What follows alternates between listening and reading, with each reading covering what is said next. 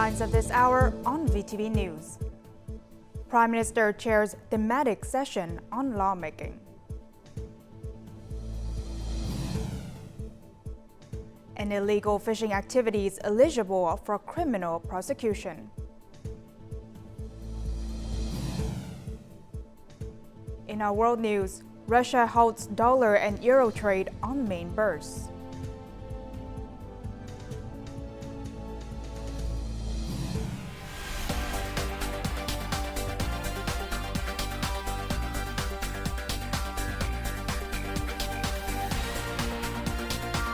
Broadcasting from Hanoi, the capital of Vietnam.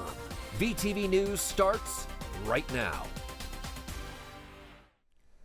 Good morning. It is 8 a.m. local time in Hanoi, and you're watching VTV News. I'm Huyền Tân with the top stories. State President Tô Lâm engaged in a meeting with the Supreme People's Procuracy on Thursday. This marks his first working session with a judicial agency since assuming his new position. Since the beginning of its term, the Procuracy has diligently pursued and surpassed the targets established by the National Assembly across all aspects of its operations. Its main duties are combating crime, addressing injustice, and tackling overlooked criminal activities. In the past 3 years alone, nearly 370,000 cases involving 580,000 defendants have been prosecuted and approved. Notably, 260,000 cases with 489,000 defendants were prosecuted promptly, achieving a prosecution accuracy rate of 99.9%. State President Tô Lâm commended the Procuracy for its pivotal role in curbing the rise of criminal activities, effectively combating corruption and negative phenomena, and safeguarding socialist legality. Moreover, he noted its significant contributions to protecting human rights, citizen rights, national interests, and the legitimate rights and interests of organizations and individuals. We've addressed cases intended to serve as a wake-up call for potential offenders, urging them to cease their criminal intentions. Those who have violated the law are encouraged to actively report, confess, or expose crimes to relevant authorities in order to receive leniency. In this context, the collaboration with the People's Procuracy stands out as a bright spot. The General Secretary has expressed appreciation for the contribution and collaborative endeavors of legal entities, including officials from the Supreme People's Procuracy. In the coming time, the state leader requested the sector fulfill tasks assigned by the Central Party, such as refining the mechanism for filing civil and administrative lawsuits to protect public interests, national interests, and the interests of vulnerable people. The state president expressed his hope that the sector will strive to contribute to building a modern judiciary while affirming its position in the justice sector in the region and the world. State President Tô Lâm had a meeting with leaders and dignitaries of religious organizations in Hanoi on Thursday, praising their contributions to national solidarity. The state president partly attributed national development achievements thus far to a dedication from religious organizations and dignitaries. He affirmed that the party and state always respect the right to freedom of belief and religion of all citizens and consider this a legitimate right. He added that the party and state always pays attention to and facilitate a conventional practice of religions and religious for religious followers. The state leader hoped that religious dignitaries and followers will continue to uphold the spirit of solidarity and be ready to fight plots of hostile forces that are seeking to sabotage the country. He requested relevant agencies create conditions for religions to operate in accordance with the law, thus creating a stable and healthy environment for religious activities. Hosting the government's meeting on lawmaking in June, Prime Minister Phạm Minh Chính urged the Ministry of Justice to submit a proposal for the establishment of a steering committee tasked with reviewing legal issues. This committee, headed by the Prime Minister, aims to unlock resources for development on time. At the meeting, the government discussed 3 draft laws on chemicals, advertising, and technical standards, along with 3 newly proposed laws on data, disease prevention, and health insurance. Prime Minister Phie provided feedback on each content and urged relevant ministries and departments to incorporate constructive suggestions for finalizing the draft laws in accordance with procedures, regulations, and authority. The lawmaking process must adhere closely to the party's policies and guidelines for institutionalization. It should be aligned with reality, demonstrate high feasibility, and address legal difficulties and obstacles. Since the beginning of the term, the government and the Prime Minister have mandated ministry, department, and locality heads to directly oversee this effort and allocate sufficient resources. We must prioritize leading and supervising these efforts as institutions, mechanisms, and policies are valuable resources. By addressing bottlenecks in these areas, we can effectively mobilize resources for development. Thus, at the thematic meeting in May, the government identified refining institutions and removing obstacles in mechanisms as top priorities. Furthermore, it is essential to emphasize decentralization and foster creativity and innovation at all levels. To enhance the quality of lawmaking, the Prime Minister highlighted several key tasks for relevant ministries and departments. In particular, there is a need to bolster effective coordination among government agencies and the National Assembly to ensure smooth progress in the lawmaking process. The 34th session of the National Assembly Standing Committee concluded on Thursday afternoon regarding the draft law concerning the management and utilization of weapons, explosives, and combat equipment. The Standing Committee agreed to equip the Coast Guard with combat gear and assigned the Judicial Affairs Committee to review the section on highly lethal knives to ensure alignment with the Penal Code.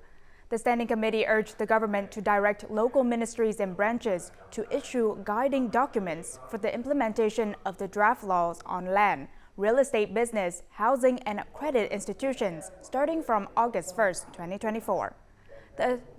The National Assembly Standing Committee concurred that the draft laws and resolutions deliberated during the meeting largely fulfilled the requirements for submission to the National Assembly for consideration and approval in the second phase of the 7th session.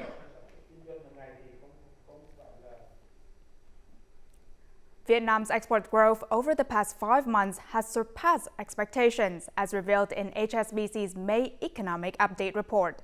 Specifically, export value has risen by 13.9% as of mid-June, surpassing both market expectations and previous forecasts from HSBC and Bloomberg.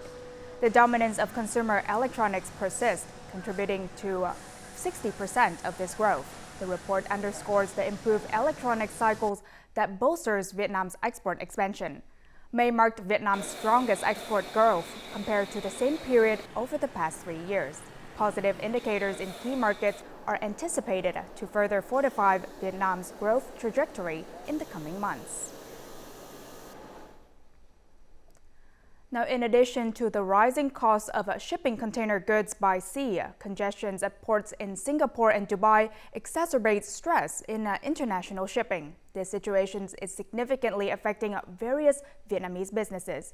In response, the Vietnam Maritime Administration recently issued a directive mandating increased monitoring of shipping prices. Additionally, there is now an additional surcharge on sea container shipping fees to safeguard the interests of domestic import-export businesses. A pepper export business has reported that shipping costs for a 40-foot container to the US have surged to around $8,000, nearly tripling in less than a month. To cope, businesses are renegotiating shipping costs with buyers to navigate these challenges. We can negotiate with buyers to share the burden. Many will split the increased freight costs 50-50 with us. This applies to 95% of our buyers, including some of the largest customers worldwide. According to logistics businesses, besides the Red Sea crisis, there's a current ship supply shortage.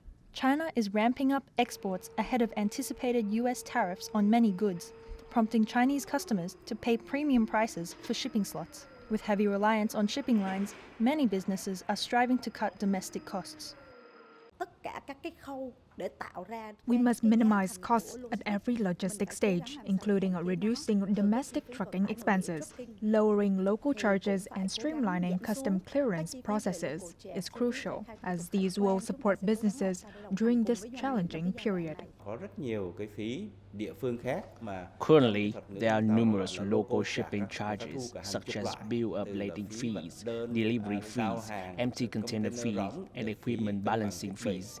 Shipping lines often increase these fees arbitrarily, significantly impacting import-export business costs. Fluctuations in shipping rates are forecasted to continue. The Vietnam Maritime Administration has issued an official directive to relevant bodies to intensify price and surcharge monitoring.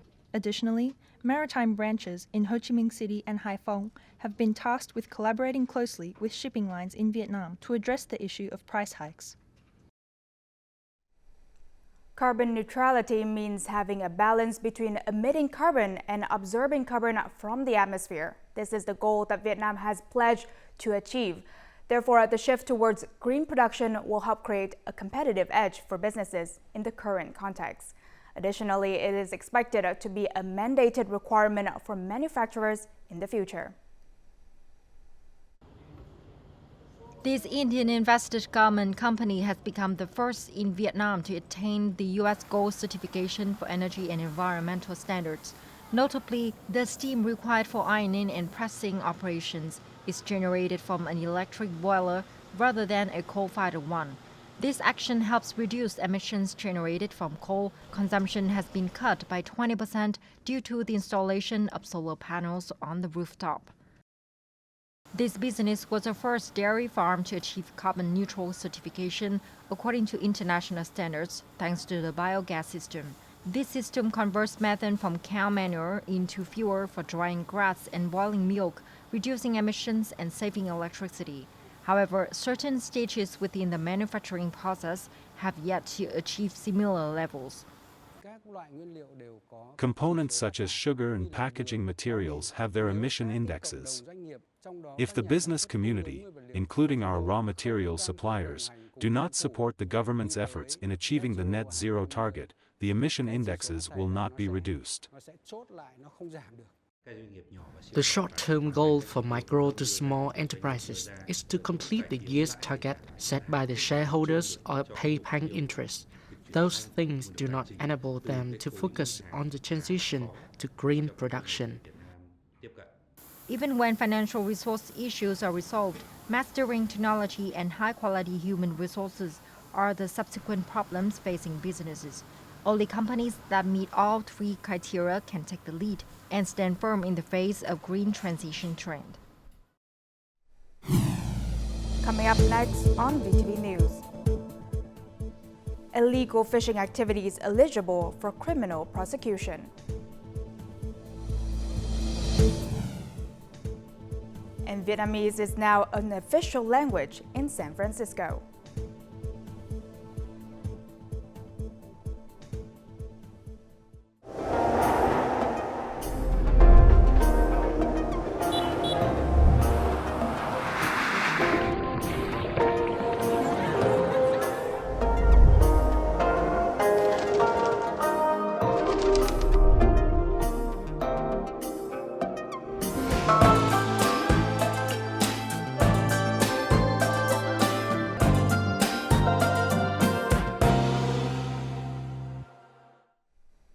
Welcome back to VTV News. Now, the Supreme People's Court of Vietnam has just issued a resolution on the prosecution of acts related to the illegal exploitation, trading, and transportation of aquatic products. Thus, from now on, acts such as turning off ship monitoring devices, failing to complete procedures for fishing vessels in accordance with regulations, and organizing illegal fishing outside of Vietnam's water will be criminally prosecuted. Through the monitoring system in the first 5 months of 2024, a locality detected 112 fishing vessels that lost connection signals at sea for more than 10 days. After working with the authorities, only 20 cases were administratively sanctioned. However, according to the recently issued Resolution Number 8 of the Supreme People's Court, cases like this will officially be eligible for criminal prosecution. Criminal prosecution will be the basis to handle and sanction heavily enough to prevent illegal fishing. There will be no warning. Criminal prosecution will also give authorities tools to stop illegal fishing in the coming time. In addition to turning off monitoring devices, overexploitation and exploitation of rare and endangered aquatic species will also be prosecuted according to newly issued regulations. The resolution was issued to protect our fishermen and people, not to punish them. It aims to ensure sustainable development in the best interest of fishermen. The purpose is to protect fishermen so that fishermen's products can be sold at the highest price, not only domestically, but also internationally. The new resolution is also the legal basis to strictly handle cases of illegal, unreported, and unregulated fishing, especially cases of fishing in foreign waters. At the same time, it will promptly remove bottlenecks of the criminal code, as well as facilitating the Vietnamese government in removing the European Commission's yellow card warning, ensuring the sustainable development of the fisheries industry and the livelihoods of coastal fishermen, maintaining Vietnamese prestige, position, and image in the international arena. Since February, the drought situation in the Central Highlands has been extremely severe. In Đắk Nông, thousands of hectares of crops lack water and hundreds of households face economic losses. To address this issue, provincial authorities have quickly implemented measures, including helping people access policy loans to overcome difficulties and maintain production. Amid prolonged drought, Ibin's pond had dried up. He was worried because the harvest season of his coffee crop is approaching. Thanks to a loan of more than $3,000 from the Bank for Social Policies, he was able to enhance irrigation in time. His family's coffee crop has overcome the drought and grown well. The loan from the Policy Bank helped me buy fertilizers and upgrade the electricity and irrigation systems. After a while, my coffee crop has been better. Herdun's family was able to quickly access $2,400 in policy loans to invest in drilling wells and buying fertilizers and pesticides to restore the family's 2-hectare coffee crop affected by drought. Thanks to the loan, I bought pesticides and fertilizers to restore my coffee crop.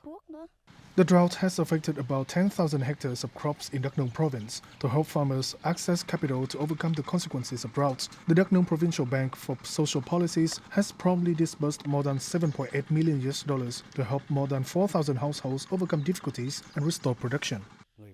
Most borrowers use this source of capital to purchase machinery, dredge ponds, and promptly overcome the consequences of drought. The results have proven the effectiveness of this capital source. Currently, Đắk Nông province has deployed many synchronous solutions to deal with drought and ensure resources for people to urgently overcome challenges and adapt to increasingly severe climate change. Riverbank and coastal erosion in the Mekong Delta has continued, disrupting people's lives. Localities have implemented solutions to overcome the situation. In Cần Thơ City, the People's Committee proposed that central ministries and branches allocate funds to invest in the Bình Thủy River embankment project, estimated to amount to nearly $4 million. Meanwhile, Bạc Liêu province also aims to implement projects in dangerous landslide areas and prevent high tides to protect production. It has proposed a support fund of nearly $144 million from the central budget. In Kiên Giang province, there have been 454 landslides in U Minh Thượng district since the beginning of the year, causing damage $8.84 million worth of damage. The district has supported the relocation of 116 households in landslide-prone areas and is encouraging over 350 other households to relocate. Bạc Liêu province is home to more than 20 ethnic groups. The Khmer ethnic group has over 17,000 households, accounting for 7.6% of the population. Thanks to the party and states agencies, the Khmer community's living standards have improved in recent years. In particular, many households have escaped poverty, contributing to the overall prosperity of the locality. Despite owning 3 hectares of agricultural land, this farmer still faced financial difficulties in the past due to unfavorable soil conditions. After completing an irrigation system, he and many other Khmer ethnic households in the Homsan district effectively transformed farming. My agricultural land was arid back then. Since the authorities helped dig a canal, we have been able to engage in shrimp farming. Our income, thereby, has been improved a lot. Overcoming difficulties as disadvantaged households, the Khmer ethnic people in Bạc Liêu province have joined local authorities in growing the local economy. The Khmer community is eager to donate land to build electrical grids, roads, schools, and stations. They also try to improve their financial situation. In recent years, authorities at all levels in Bạc Liêu have coordinated with the Provincial Union of Patriotic Monks to launch patriotic emulation movements and actively work in production. The lives of Khmer people, including monks, have constantly improved. Khmer people now know how to run a profitable business. This can be seen as the more spacious and concrete houses being built. The face of villages has changed remarkably. This is a good sign. Bạc Liêu province has set a goal of decreasing the number of poor ethnic households by 1% each year from the end of 2025 onward. This motivates the locality to spur economic growth and provide people with more prosperous life. The San Francisco Board of Supervisors has voted unanimously to formally declare Vietnamese as an official city language that requires the authorities' provision of translation services. The recent amendment of the ordinance enacted in 2001 allows the inclusion of Vietnamese to the list previously consisting of only Chinese, Spanish, and Filipino. A total of nearly 6,800 San Francisco residents identify as primarily Vietnamese speakers, according to the city's language data dashboard. The city now has to provide telephonic interpretation, website text, written notices, and other official services in Vietnamese.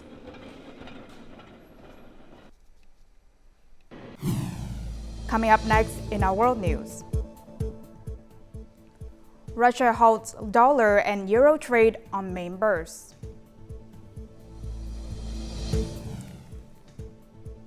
And worldwide levels of forced displacement hit new high.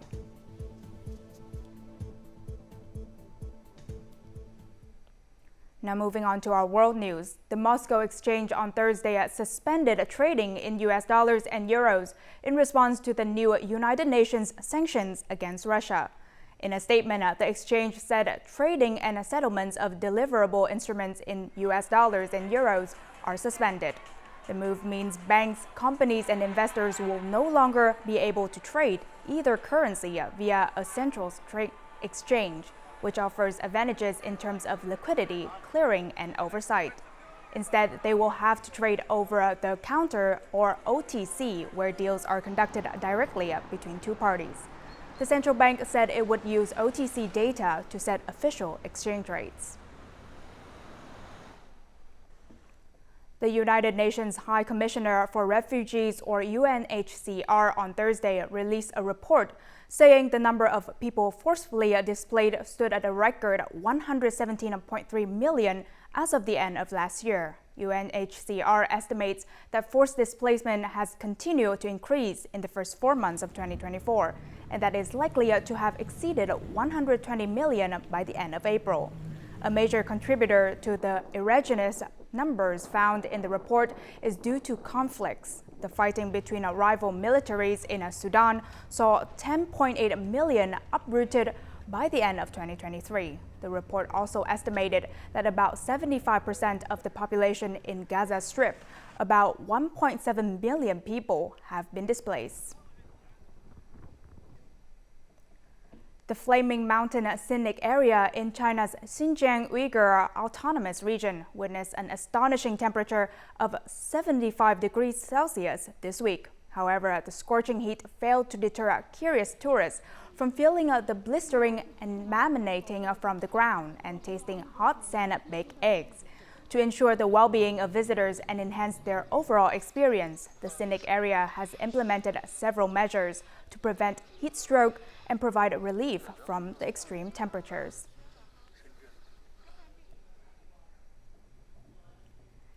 In the U.S., the New York Aquarium's latest exhibit showcases the impact of plastic pollution on the world's oceans. Its goal is to give aquarium goers a deeper understanding of how their actions can contribute not only to protecting marine life, but also preserving the ocean for years to come. Toothbrushes, bottle caps, beach toys, and buoys. These are just a few examples of plastic ocean debris that has made its way into larger-than-life sculptures currently on display at the New York Aquarium. The exhibit Washed Ashore, Art to Save the Sea consists of 35 sea life sculptures made entirely from marine debris collected from beaches. The sculpture we have here is Chompers, the shark. Chompers is about 6 feet tall and 10 feet long. He's an amazing example of an incredible ocean animal. And then right here is our Ocean Wonder Shark exhibit where you can go and see real sharks. And it's that combination of the sculpture to really inspire and move you, and then going and seeing the real animals to help make this connection. The exhibit's goal is to educate the public about plastic pollution in the ocean and inspire positive changes in consumer habits. We hope that these sculptures help to inspire people and connect in new ways and get them thinking about the steps they can take in their life in order to become more active civically, to help protect the ocean, as well as make personal decisions in order to just move forward on this journey. The children usually just can't believe that this all came out of the ocean. And when you get that point through, yes, this is where it came from, that's very impactful. Washed Away, the nonprofit behind the exhibit, formed in 2010. Since then, some 14,000 volunteers have collected more than 60,000 pounds of debris. Its plastic animals have been displayed across the US and Canada. One sculpture is on permanent display at the Smithsonian's Natural History Museum. Now let's move on to the weather forecast.